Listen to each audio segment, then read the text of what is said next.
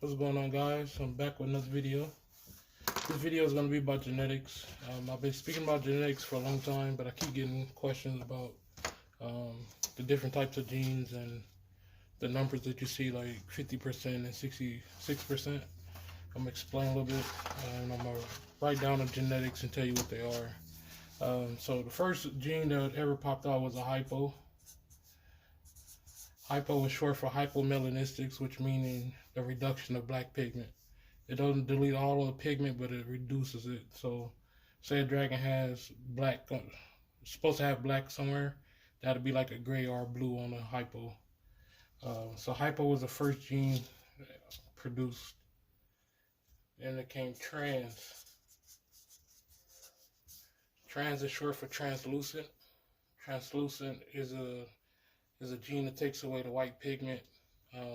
So it gives the skin a transparent look, so you can see like the blue belly, and usually it comes with black eyes, but not always. Um, these are all recessive traits that I'm speaking of right now. So hypo, trans, then it came whiplet. Whiplet is another recessive trait. This trait takes away all the pattern and it reduces some color, but it can retain some color. But it does take away all pattern from the animal.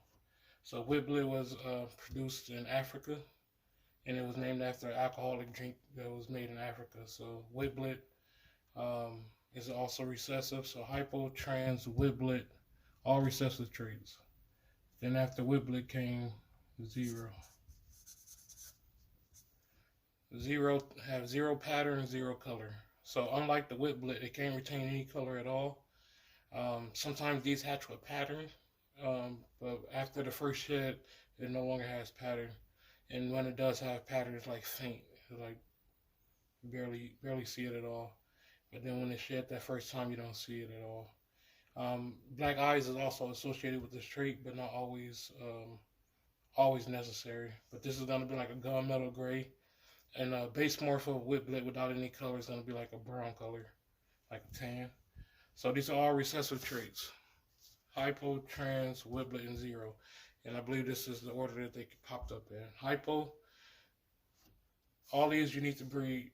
Both parents need to carry both traits. So one parent, say this is the male parents, male, female. To produce any of these visually, both parents have to carry the trait. But with these three right here, 1, 2, 3, you don't want to breed visual to visual on these, or even trans. Sometimes you can do head to visual, but even that's been sketchy. If you've seen a couple videos ago, I did a visual to a head, and some of the babies didn't come out with the back legs; they look like tadpoles. Um, that's because the trans genes were too close. But if you know where the trans genes came from and how long they've been separated and outcrossed, you can do it sometimes. But with these two, these are the two newest traits. So you don't want to breed visuals to visual on these, or head to visual. You want to do head to head on all these if you have a choice. Trans, you can sometimes get away with visual to head.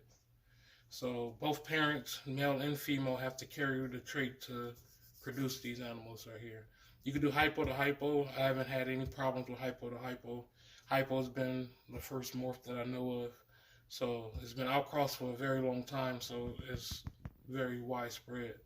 Almost every animal has hypo in it now.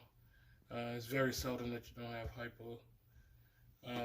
But like I said, both parents have to carry it to produce these traits. Now we're going to talk about the codominant traits, and then we're going to get to the numbers on the recessive. So we're going to come back to this paper later.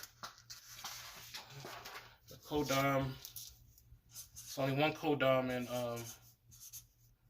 in bearded dragons. Codom meaning it's a super form.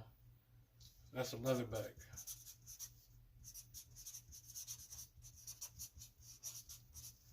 So leatherback is codominant, meaning that if you have two copies of it from mom and dad, you can get an animal with no scales at all. A lot of people don't do that. So if you do it leatherback times leatherback, some of those offspring is going to be silkies. That's what they're called. They don't have any skin at all. I mean, no scales at all. They feel like human skin. These dragons have a lot of problems with shedding. Sometimes the shed gets stuck on the fingers, break the tip of the fingers off. They dehydrate faster, and just like the fingers, they do it on the tip of the tail too. So if you're not keeping up with the moisture content, they can lose a lot of digits. It's very hard on them. So a lot of breeders got away from breeding silkies. I don't do it anymore. I did it twice, and most of the babies died, so I don't do that anymore. So co-dominant is the only one that's in leather and bearded dragons is leatherbacks. So that's the only co-dom. So it has a super form. Then we have dominant. There's two dominants that I know of. It's gonna be dominance. So dominance has got donor, and we have genetic stripe. When you have a donor or genetic stripe, only one parent has to carry. Just like with the leatherback, if you breed leatherback on his own, only one parent has to carry it to transfer it. But the difference between these and the co-dom is because when you have two copies of it, it produces the silkies. When you have two copies of this, it just produce donor and genetic stripe. People are saying that it's a super form of genetic stripe, and I'm breeding to prove that. But for right now, I'm gonna call it dominant because there's no facts that support it. So donor, only one parent needs to carry it to transfer it to the baby. So you can breed a donor to a normal. You're gonna get donors and normals. Genetic stripe works the same. You can have one parent that's genetic stripe, one parent is normal, and then you're gonna get genetic stripes and normals. So about 50-50. Now speaking of 50-50, let's get to these traits with the recessive. The most numbers you're gonna see on here is 66% het and 50% het.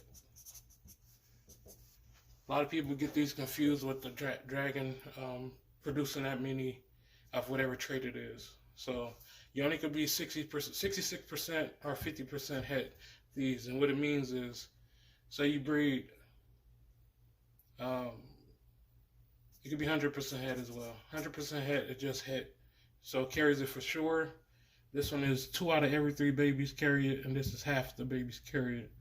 And when I say that, that means the actual individual, it's clutch. So say this dragon, this 50% had 10 babies in a clutch. On average, 5 of those babies are going to carry it, so that's 50%. But you don't know what babies carry it until you breed it. So 50% het is pretty much 5 out of 10 babies is going to be carrying the gene, and you won't know until you prove it.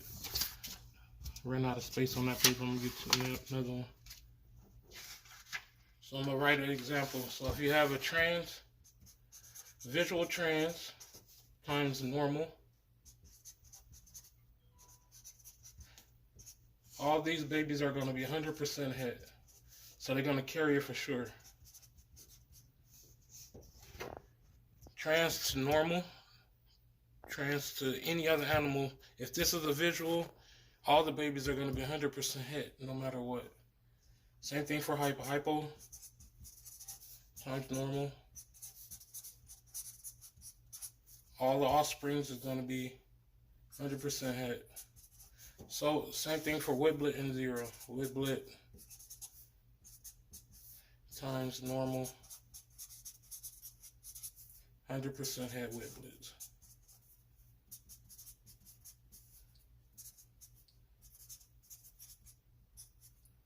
Hypo, trans. So trans times normal equals 100% heads. Hypo times normal equals 100% het babies. They're 100% het for hypo. Whiblet times normal, 100% het. Same thing for zero. These are all recessive traits, and this is the way they work. So it's also a recessive leatherback.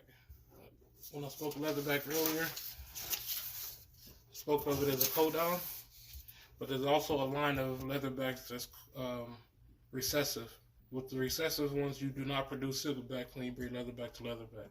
So you have to know the lineage of your leatherback. to before you do the leatherback to leatherback, or you're gonna produce silkies, which nobody wants. Well, some people like them, but most people avoid them. So there is a recessive trait of leatherback, and it works the same way as hypo, trans, wiblet, and zero. So 0 times normal, all the babies are going to be 100% at 0. Now let's get to the ones that confuse people, the 50%. So when you have 50% heads, it's going to be one of the parents carry it. So the parent carry it in the head form, head hypo times normal. The parent that carries the hypo, it don't show it, but it carries it, is going to transfer that to 50% of the babies.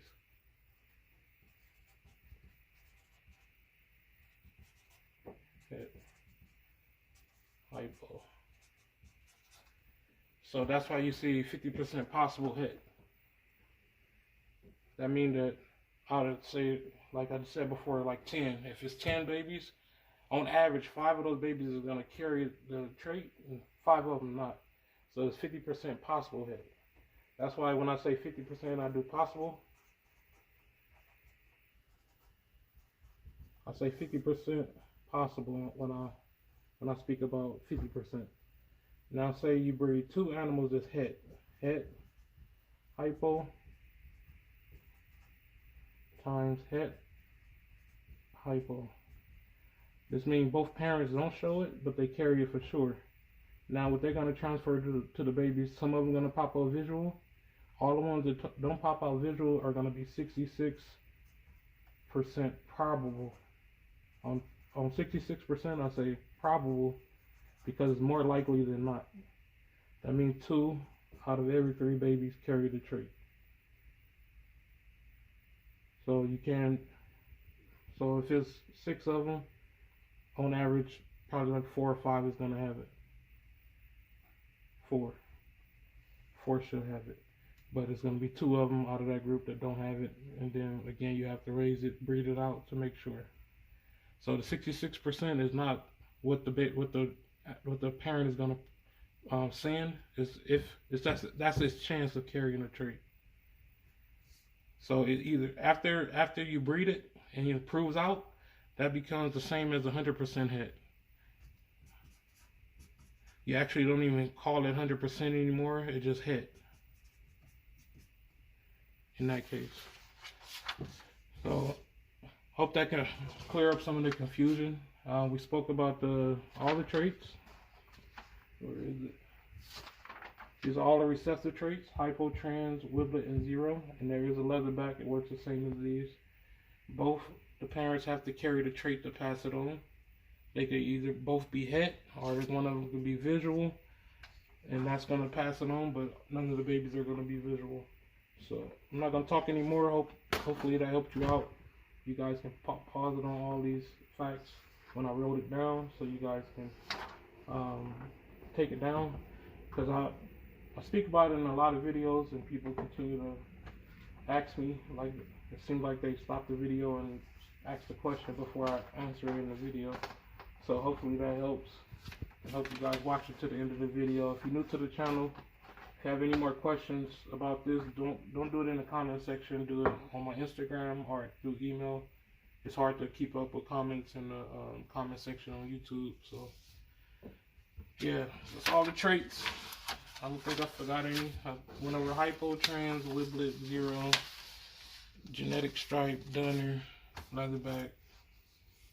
So yeah, till next video, I'm out, guys. Peace.